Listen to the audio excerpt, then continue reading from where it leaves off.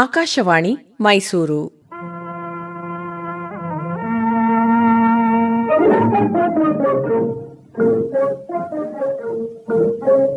ಯುವವಾಣಿ.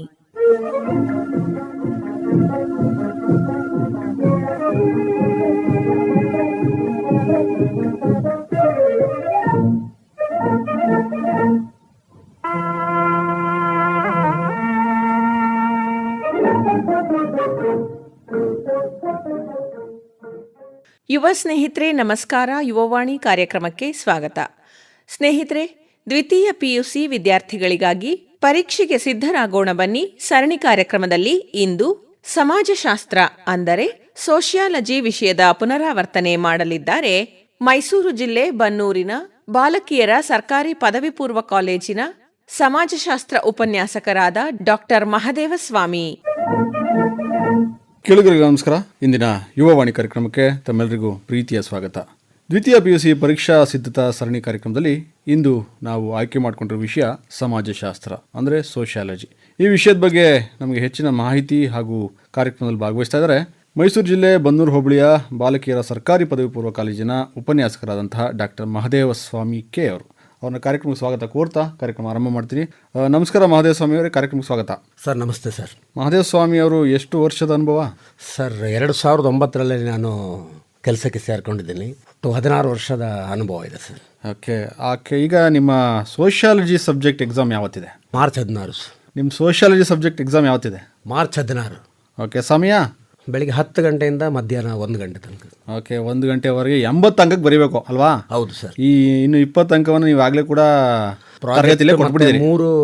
2 ಕಿರು ಪರೀಕ್ಷೆಗಳು, ಒಂದು ಮಧ್ಯವಾರ್ಷಿಕ ಪರೀಕ್ಷೆಯಲ್ಲಿ ಅದರ 3 ಸೇರಿಸಿ ಅದನ್ನು 10 ಮಾರ್ಕ್ಸ್ಗೆ ಇದು ಮಾಡ್ಕೊಳ್ತಾರೆ. ಈಗ ಮೊದಲನೇದಾಗಿ ನಾವು ಕ್ವಶನ್ ಪೇಪರ್ ಪ್ಯಾಟರ್ನ್ ಬಗ್ಗೆ ಮಾತಾಡೋದಾದ್ರೆ, ಎಷ್ಟು ವಿಭಾಗಗಳಾಗಿ ನಿಮ್ಮ ಸೋಷಿಯಾಲಜಿ ಸಬ್ಜೆಕ್ಟ್ ವಿಭಾಗವಾಗಿದೆ? ಸೋಷಿಯಾಲಜಿ 4 ವಿಭಾಗದಲ್ಲಿದೆ ಸರ್. ಓಕೆ. ABCD ಅಂತ 4 ಪ್ಯಾಟರ್ನ್ ಇರುತ್ತೆ ಸರ್. ಅದರಲ್ಲಿ ಭಾಗ ಎ ಅಲ್ಲಿ ಬಂದು ಬಹು ಆಯ್ಕೆ ಪ್ರಶ್ನೆಗಳಿರ್ತವೆ 5 ಮತ್ತೆ ಎರಡನೇ ಒಂದು ಭಾಗದಲ್ಲಿ ಫಿಲ್ ಇನ್ ದ ಬ್ಲಾಂಕ್ಸ್ ಅಂತ ಹೇಳಿ ಆವರಣದಲ್ಲಿ ಕೊಟ್ಟಿರುವಂಥ ಪದಗಳನ್ನು ಸರಿಯಾದ ರೀತಿಯಲ್ಲಿ ಬರೆಯುವಂಥದ್ದು, ಮತ್ತೆ ಹೊಂದಿಸಿ ಬರೆಯಿರಿ, ಮತ್ತೆ ಒಂದು ಪದ ಅಥವಾ ಒಂದು ವಾಕ್ಯದಲ್ಲಿ ಬರೆಯಿರಿ ಅಂತ ಅದು ಭಾಗ ಎ ಅಲ್ಲಿ ಬರುತ್ತೆ ಸರ್. ಅದು ಎ ಭಾಗದಲ್ಲಿ 4 ಮೈನ್ಗಳಿವೆ. ಮೊದಲನೇ ಮೈನು MCQ. ಹೌದು ಸರ್. ಎರಡನೇ ಮೈನು ಫಿಲ್ ಇನ್ ದ ಬ್ಲಾಂಕ್ಸ್. ಹೌದು ಸರ್. ಮೂರನೇ ಮೈನು ಮ್ಯಾಚ್ ದ ಫಾಲೋಯಿಂಗ್ ಹೊಂದಿಸಿ ಬರೆಯಿರಿ. ಹೌದು ಸರ್. 4ನೇ ಮೈನು ಒಂದು ಪದ ಅಥವಾ ಒಂದು ವಾಕ್ಯದಲ್ಲಿ ಬರೆಯುವಂಥದ್ದು ಸರ್. ಇನ್ನು ಭಾಗ ಬಿ ಅಂತ ಬಂದರೆ ಸರ್, ಅಲ್ಲಿ 2 ಅಂಕದ ಪ್ರಶ್ನೆಗಳು ಬರ್ತವೆ ಸರ್. ಒಟ್ಟು 5 ಪ್ರಶ್ನೆಗಳಿಗೆ ನಾವು ಉತ್ತರಗಳನ್ನು ವಿದ್ಯಾರ್ಥಿಗಳು ಬರೀಬೇಕು. ಇನ್ನು ಭಾಗ ಸಿ ಅಂತ ಬಂದರೆ ಸರ್ 9 ಪ್ರಶ್ನೆಗಳಿರ್ತವೆ. 5 ಅಂಕದ ಪ್ರಶ್ನೆಗಳು 9 ಇರ್ತವೆ. ಅಲ್ಲಿ 5 ಪ್ರಶ್ನೆಗಳಿಗೆ ನಾವು ವಿದ್ಯಾರ್ಥಿಗಳು ಉತ್ತರವನ್ನು ಬರೀತಕ್ಕಂಥದ್ದು. ಭಾಗ ಸಿಲಿ 9 ಪ್ರಶ್ನೆಗಳಿರ್ತವೆ. 5 ಅಂಕದ ಪ್ರಶ್ನೆಗಳನ್ನ 6 ಬರೀಬೇಕು ಸರ್, 30 ಅಂಕಗಳಿಗೆ. ಸರಿ. ಹಾಗೆ ಭಾಗ ಡಿಲಿ 10 ಅಂಕದ ಪ್ರಶ್ನೆಗಳು 4 ಕೊಟ್ಟಿರ್ತಾರೆ. ಆ 4ರಲ್ಲಿ 2 ಬರೀತಕ್ಕಂಥ. ಅಂದ್ರೆ ವಿದ್ಯಾರ್ಥಿಗಳಿಗೆ ಈ ಭಾಗ ಸಿ ಮತ್ತು ಭಾಗ ಡಿ ಇವೆರಡು ನೋಡ್ಕೊಬಿಟ್ರೆ 50 ಅಂಕ ಖಂಡಿತ ಸರ್. ಆಮೇಲೆ ಇನ್ನು 15 ಅಂಕಕ್ಕೆ ಉತ್ತರ ಅವರೇ ಕೊಟ್ಬಿಟ್ಟವ್ರಲ್ಲ. ಹೌದೌದು. ಭಾಗ ಏನಲ್ಲಿ ಪಾರ್ಟ್ 1, ಪಾರ್ಟ್ 2, ಪಾರ್ಟ್ 3 ಅಲ್ವಾ? ವಿಭಾಗದಲ್ಲಿ 3 ಉತ್ತರ ಅಲ್ಲೇ ಇದೆ. ಆಯ್ಕೆ ಮಾಡ್ಕೊಳ್ಳೋದು ಒಂದು ಬಾಕಿ. ಕರೆಕ್ಟಾಗಿ ನೋಡ್ಕೊಬಿಟ್ರೆ 15 ಅಂಕ ಅದು ಬಂದೋಯ್ತು. 20ಕ್ಕೆ 20 ತೆಗಿಬೋದು. ಅಂದ್ರೆ ಇದು ಒಂದು ವಾಕ್ಯದಲ್ಲಿ ಉತ್ತರ ಅವ್ರು ಕೊಟ್ಟಿರೋಕ್ಕಿಲ್ಲ, ನಾವು ಹುಡುಕ್ಬೇಕು. ಅಂದ್ರೆ ಚೆನ್ನಾಗಿ ಓದುವಂಥ ವಿದ್ಯಾರ್ಥಿಗಳು, ಚೆನ್ನಾಗಿ ಗಮನವನ್ನು ಇಟ್ಕೊಂಡು ಓದಿರೋಂಥ ವಿದ್ಯಾರ್ಥಿಗಳಿಗೆ 20 ಅಂಕಗಳಲ್ಲಿ ತೆಗೆದುಕೊಳ್ಳೋದ್ರಲ್ಲಿ ಯಾವ ಸಂದೇಹನೂ ಇರಲ್ಲ. ಆದರೆ ಓದುವ ವಿದ್ಯಾರ್ಥಿಗಳ ಓದುವಿನ ಮನಸ್ಸಿನ ಆಧಾರದ ಮೇಲೆ ಇರ್ತವೆ ಸರ್ ಇಲ್ಲಿ ಕೆಲವೊಂದು. ಅಂದ್ರೆ ಇತ್ತೀಚಿನ ಪರೀಕ್ಷೆಗಳೆಲ್ಲ ಏನು ನಮ್ಮ ಇಲಾಖೆಯವರು ವಿದ್ಯಾರ್ಥಿ ಸ್ನೇಹಿ ಪ್ರಶ್ನೆ ಪತ್ರಿಕೆಗಳನ್ನೇ ಮಾಡ್ತಾ ಇದ್ದಾವೆ, ವಿದ್ಯಾರ್ಥಿ ಸ್ನೇಹಿ ಪರೀಕ್ಷೆಗಳನ್ನೇ ಮಾಡ್ತಾ ಇದ್ದಾವೆ. ವಿದ್ಯಾರ್ಥಿಗಳನ್ನು ಗಮನಿಸ್ಕೊಂಡ್ರೆ ಒಳ್ಳೆಯ ಅಂಕವನ್ನು ಪಡ್ಕೋಬಹುದಲ್ವಾ? ಅಂದ್ರೆ ಈ ಸಮಾಜಶಾಸ್ತ್ರ, ರಾಜ್ಯಶಾಸ್ತ್ರ ಬರುವಂತದ್ದೆಲ್ಲ ನಮ್ಮ ಆರ್ಟ್ಸ್ ವಿದ್ಯಾರ್ಥಿಗಳು, ಕಲಾ ವಿಭಾಗದ ವಿದ್ಯಾರ್ಥಿಗಳು ಅಂದ್ರೆ ಹೆಚ್ಚು ಬರವಣಿಗೆ ಇರುತ್ತೆ. ಹೌದು. ಆದ್ರೆ ಕರೆಕ್ಟಾಗಿ ಅರ್ಥ ಮಾಡ್ಕೊಬಿಟ್ರೆ ನೀವು ಆರಾಮಾಗಿ ಬರಿಬೋದು. ಖಂಡಿತ ಸರ್. ಈ ಸೈನ್ಸು ಮತ್ತು ಕಾಮರ್ಸ್ ವಿದ್ಯಾರ್ಥಿ ಥರ ನಮಗೆ ಇದು ಮ್ಯಾಥಮೆಟಿಕ್ಸು ಅಥವಾ ಇಲ್ಲ ಡಯಾಗ್ರಾಮ್ಸು ತುಂಬ ಕಡಿಮೆ. ನಮ್ಮ ಸಮಾಜಶಾಸ್ತ್ರದಲ್ಲಿ ಈ ಚಿತ್ರಗಳು, ರೇಖಾಚಿತ್ರಗಳು ಸಂಬಂಧಪಟ್ಟಂತ ಪ್ರಶ್ನೆಗಳೇ ಉದ್ಭವಿಸೋದಿಲ್ಲ ಇಲ್ಲಿ. ಅಂದರೆ ಸಮಾಜಶಾಸ್ತ್ರ ಅಂತಂದಾಗ ನಮಗೆ ನೆನಪಾಗುವಂಥದ್ದು ಸಮಾಜಶಾಸ್ತ್ರ, ರಾಜ್ಯಶಾಸ್ತ್ರ ಅಂದರೆ ರಾಜ್ಯಗಳ ಸಂಬಂಧಪಟ್ಟಂತಹ ವಿಚಾರಗಳು, ರಾಜಕೀಯ ವಿಚಾರಗಳು ರಾಜ್ಯಶಾಸ್ತ್ರ. ಸಮಾಜದಲ್ಲೇ ಬರುವಂತಹ ವಿಚಾರಗಳು, ನಾವು ದಿನನಿತ್ಯ ನೋಡುವಂತಹ ವಿಚಾರಗಳು ವಿದ್ಯಾರ್ಥಿಗಳು ಕಂಡಂತಹ, ಕೇಳದಂತಹ, ಅರಿತಂತಹ ವಿಚಾರಗಳೇ ಸಮಾಜ. ಹೌದಾ ಸರ್? ಇದು ದ್ವಿತೀಯ PUC ಏನಪ್ಪಾ ಅಂತ ಹೇಳೋದಾದ್ರೆ ಭಾರತದ ಉದ್ದಗಲವನ್ನ ಎಲ್ಲ ಅಧ್ಯಯನ ಮಾಡ್ದಂಗೆ ಇದು ನಮ್ಮ ಭಾರತೀಯ ಸಮಾಜ ಸಂರಚನೆ ಅಂತಾನೆ ಇದೆ ಇದು ಟೆಕ್ಸ್ಟ್ ಬುಕ್ ಹೆಸರು. ಸೊ ಆಗ ಒಂದಿನಲ್ಲಿ ಇಡೀ ನಮ್ಮ ಭಾರತೀಯ ಸಮಾಜವನ್ನ ವ್ಯವಸ್ಥೆನ ಸರಿಯಾಗಿ ಅರ್ಥ ಮಾಡ್ಕೋಬಹುದು, ನಾವು ಕಣ್ಣಾರೆ ನೋಡೋಂಥ ವಿಚಾರಗಳು. ಈಗ ಉದಾಹರಣೆಗೆ ಜಾತ್ರೆ ಬಗ್ಗೆ ಇದೆ ಸರ್ ಒಂದು ಪಾಠದಲ್ಲಿ, ಪುಷ್ಕರ್ ವಾರ್ಷಿಕ ಜಾತ್ರೆ ಬಗ್ಗೆ ಇದೆ. 5 ಅಂಕಕ್ಕೆ ಪ್ರಶ್ನೆಗಳು ಕೇಳ್ತಾರೆ. ಯಾವ ಜಾತ್ರೆ ಬೇಕಾದ್ರೆ ಬರೀಬೋದು ನಾವು? ಪುಷ್ಕರ್ ವಾರ್ಷಿಕ ಜಾತ್ರೆ ರಾಜಸ್ಥಾನದಲ್ಲಿ ನಡೀತದೆ ಸರ್. ಈ ಕಾರ್ತಿಕ ಮಾಸದಲ್ಲಿ ನಡೆಯುವಂತ 5 ದಿನ, ಅಕ್ಟೋಬರ್ ಅಥವಾ ನವೆಂಬರ್ ತಿಂಗಳಲ್ಲಿ ಬಹಳ ಅದ್ಭುತವಾದ 5 ಬರೀ 10 ಕಂಟೆಂಟ್ ಪರಿಕಲ್ಪನೆಗಳು ಇಟ್ಕೊಂಡ್ರೆ ಅದಕ್ಕೊಂದು ಚಿತ್ರಕಥೆ ಬರ್ದಂಗೆ ಬರೆದು ಬಿಡ್ಬೋದು. ಈಗ ಹೆಂಗೆ ಅಂತಂದ್ರೆ ಜಾತ್ರೆ ಅಂತಂದ್ರೆ ಬರೀ ಆ ಜಾತ್ರೆ ಅಂತಲ್ಲ, ಜಾತ್ರೆ ಎಲ್ಲಾ ವಿಶೇಷತೆ ಒಂದೇನೆ ಖಂಡಿತ. ಆದರೆ ಕೆಲವೊಂದು ವಿಚಾರಗಳನ್ನ, ಕೆಲವೊಂದು ಪಾಯಿಂಟ್ಸ್ ಗಳನ್ನ ನೀವು ಪುಷ್ಕರ್ ಅಂತ ಹೇಳಿದ್ರಲ್ಲ, ಆ ಕೆಲವೊಂದು ಪಾಯಿಂಟ್ಸ್ ಗಳನ್ನೇ ಬರೆದು ಬಿಟ್ರೆ ಮತ್ತೆ ಅದ್ರ ಜೊತೆಗೆ ನಾವು ಕಂಡಂತಹ, ನೋಡಿದಂತಹ ಜಾತ್ರೆಗಳು, ನಮ್ಮೂರ್ ಜಾತ್ರೆ ಕಣ್ಣಿಗೆ ಬರ್ತದೆ, ನಮ್ಗೆ ಬರದಂದ್ರೆ ಮುಗಿದೈತಲ್ವಾ ಅಷ್ಟೇ. ಆದ್ರೂ ಅದನ್ನ ಕೆಲವರು ವಿದ್ಯಾರ್ಥಿಗಳು ಅದನ್ನ ಸರಿಯಾಗಿ ಅರ್ಥ ಮಾಡ್ಕೊಳ್ಳಲ್ಲ. ತುಂಬಾ ಸುಲಭವಾಗಿದೆ. ಉದಾಹರಣೆ ನಿಮ್ಗೆ ಅದನ್ನ ಮಾತಾಡ್ಬೋದು ಅದ್ರ ಬಗ್ಗೆ.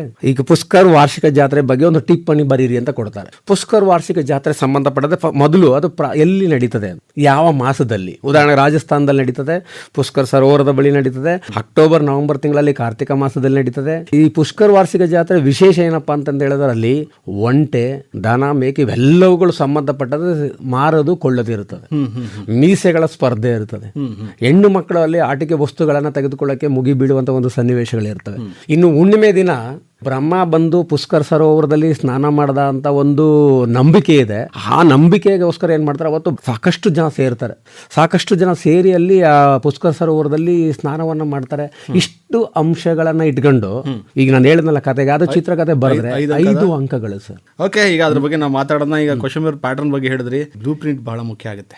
ಖಂಡಿತ ಸರ್, ಖಂಡಿತ. ಬ್ಲೂ ಪ್ರಿಂಟ್ ಆಧಾರದ ಮೇಲೆ ಕ್ವೆಶ್ಚನ್ ಪೇಪರ್ ಪ್ಯಾಟರ್ನ್ ನಿಗದಿ ಆಗುವಂತದ್ದು. ಹೌದಾ? ಹೌದು ಸರ್, ಹೌದು. ಬ್ಲೂ ಪ್ರಿಂಟ್ ನಮ್ಮ ಸಬ್ಜೆಕ್ಟ್ ಅಲ್ಲಿ ಎಷ್ಟು ಮುಖ್ಯ ಆಗುತ್ತೆ ಅಂತಂದ್ರೆ ಅದೊಂಥರ ಜೀವನ ಆಡಿದ್ದಂಗೆ. ಹೌದು. ಅದನ್ನ ನೋಡ್ಕೊಬಿಟ್ರೆ ಸಾಕು ವಿದ್ಯಾರ್ಥಿಗಳು. ಹೌದು. ಈಗ ನಾನು ಪಾಸೇ ಆಗಲ್ಲ ಅನ್ನೋ ವಿದ್ಯಾರ್ಥಿ ಕೆಲವೊಂದು ಚಾಪ್ಟರ್ಗಳನ್ನ ಚೂಸ್ ಮಾಡ್ಕೊಬಿಟ್ಟು ನೋಡ್ಬಿಟ್ರೆ ಪಾಸ್ ಆಗ್ಬೋದು. ಇನ್ನು ಕೆಲವು ವಿದ್ಯಾರ್ಥಿ ಸ್ವಲ್ಪ ಎಫರ್ಟ್ ಹಾಕ್ಬಿಟ್ರೆ 50ರಿಂದ 60 ಅಂಕ ತಗೋಬಹುದು. ಖಂಡಿತ. ಇನ್ನು 80ಕ್ಕೆ 80 ಅಂಕ ತಗೊಳ್ಳೋ ವಿದ್ಯಾರ್ಥಿ ಪೂರ್ತಿ ಓದಲೇಬೇಕು, ಎಲ್ಲ ಅರ್ಥ ಮಾಡ್ಕೋಬೇಕು. ಖಂಡಿತ. ಕ್ವೆಶ್ಚನ್ ಪ್ಯಾಟರ್ನ್ ಬಗ್ಗೆ ಹೇಳಿ ಸರ್. ಇಲ್ಲಿ ನಾನು ಆಗ್ಲೇ ಹೇಳ್ದಂಗೆ 4 ABCD ಅಂತ ಇರ್ತದೆ. ಈ ಬ್ಲೂ ಪ್ರಿಂಟ್ ಪ್ರಕಾರ ನಾವು ತಗೊಂಡು ಹೋಗೋದಾದ್ರೆ ಸರ್, ಒಟ್ಟು ಮೊದಲ ಅಧ್ಯಾಯದಲ್ಲಿ 20 ಅಂಕಗಳ ಹಂಚಿಕೆ ಆಗಿರುತ್ತೆ. ಈ 20 ಅಂಕಗಳ ಹಂಚಿಕೆಯಲ್ಲಿ ಸರ್ 1 ಅಂಕದ ಪ್ರಶ್ನೆಗಳು 3 ಇರ್ತವೆ, 2 ಅಂಕದ ಪ್ರಶ್ನೆಗಳು 1 ಇರ್ತದೆ, 5 ಅಂಕದ ಪ್ರಶ್ನೆಗಳು 1 ಇರ್ತದೆ, 10 ಅಂಕದ ಪ್ರಶ್ನೆಗಳು 1 ಇರ್ತದೆ. ಒಟ್ಟು 20 ಅಂಕಗಳು ಇರ್ತದೆ. ಅದೇ ತರ 2ನೇ ಅಧ್ಯಾಯದಲ್ಲಿ ಸರ್ 1 ಅಂಕದ ಪ್ರಶ್ನೆಗಳು 3 ಇದ್ರೆ, 2 ಅಂಕದ ಪ್ರಶ್ನೆಗಳು 1 ಇದ್ರೆ, 5 ಅಂಕದ ಪ್ರಶ್ನೆಗಳು ಇಲ್ಲ ಇಲ್ಲಿ. ಆದ್ರೆ 10 ಅಂಕದ ಪ್ರಶ್ನೆಗಳಿದೆ. ಸೊ ಗೊತ್ತಾಗ್ಬಿಡ್ತದೆ 10 ಅಂಕದ ಪ್ರಶ್ನೆಗಳು ಯಾವ್ದು ಬರ್ಬೋದು ಅನ್ನೋದನ್ನ ನಾವು ಅಂದಾಜು ಮಾಡಿ ಹೇಳ್ಬಿಡ್ಬೋದು ವಿದ್ಯಾರ್ಥಿಗಳಿಗೆ. ಇನ್ನು 3ನೇ ಅಧ್ಯಾಯದಲ್ಲಿ 15 ಅಂಕಗಳು ನಿಗದಿಯಾಗಿದೆ.